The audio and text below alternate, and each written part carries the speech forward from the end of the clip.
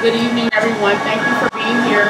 My name is Nekima, Levy-Pounds, and I am the president of the Minneapolis branch of the NAACP. We are here today because a manifest injustice happened in our community.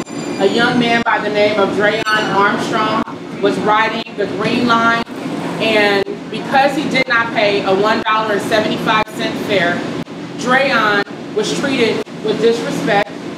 He was not only given a citation, but he was arrested and brutally slammed to the ground by a Metro Transit police officer.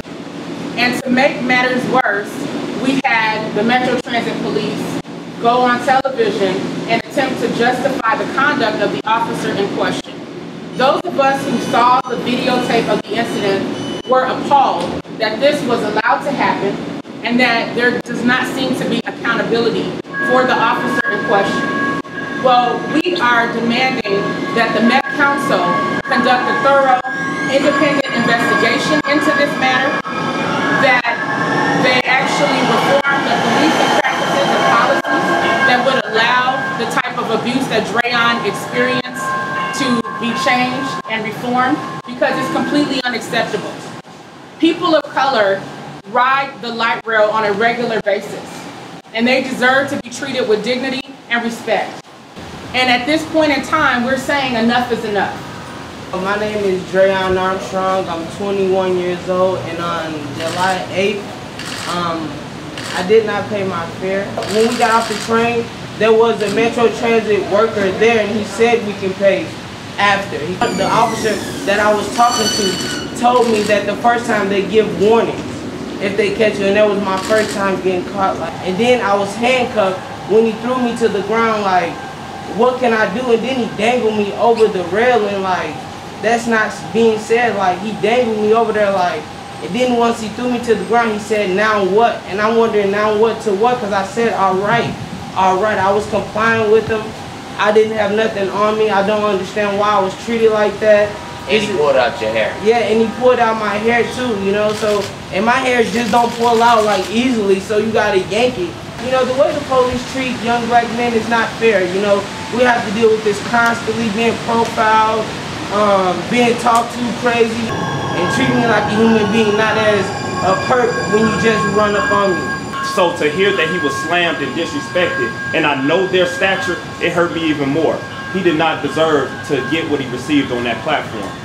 I've been going to Metro Transit for a number of years, and I say years, telling them to fix what their officers are doing, and they just shrug it off. Even last year, they threatened me with arrest as I stood up for 15 African Americans who were being threatened and intimidated with officers who had on black gloves and holding zip ties, threatening to arrest 15 African Americans. We're sick of this. We're tired of it. We can't go on like this, and we should not feel like we have to fight this alone. We need Met Council to step up and create radical criminal justice reform. Draon, this thing that happened to Draon was just malicious. At the end of the day, it was malicious. It was uncalled for, and it really looked like a one-sided street fight. How they slammed this young brother to the ground, and we as Black Lives Matter stand in solidarity with this young man as well as with the nation. This only adds measure to what's already has happened and what continues to happen to young black men and people of color throughout the Twin Cities. Over $1.75, a man could have his hair pulled out, he could have his dignity defamed, and he could have his reputation impugned upon based upon a $1.75 fare that he was willing to pay. Has there been any response from the Metro Council or from the Transit Police? So far, there has not been a response from the Met Council. We have asked that they not only respond to the demands that we're making, which is, again, a thorough, independent investigation into what happened to Draon Armstrong. We're also asking them to look at the concerns that are being raised within the African American community about the routine racial profiling that happens on the light rail transit to African American youth and adults. Now, Jason Soul, the chair of our Criminal Justice Reform Committee, has heard from Chief Harrington. He has requested a meeting, and at this time, we are waiting until we hear from the Metropolitan Council before we will entertain any meetings with Chief Harrington. Therefore, like, I don't feel like he should have treated me like that. You know, I had a mild concussion. As soon as I got to the jail, like, I went to sleep for a long time. Like, you know, I didn't tell the police that because therefore I didn't trust them. I told Jason that because Jason's somebody I trusted at the moment, you know, and once I showed the doctor that video, he told me like this dude could have took your life, he could have easily knocked you out and throwing you head first to the ground, you know, handcuffed, like I don't, yeah, he put my knee on my face, like that's embarrassing. We have to stand for an injustice or inappropriate behavior or conduct that's happening to our people at the hands of lawmakers, law officials, policymakers, city officials, whatever that is, Metro Transit Police.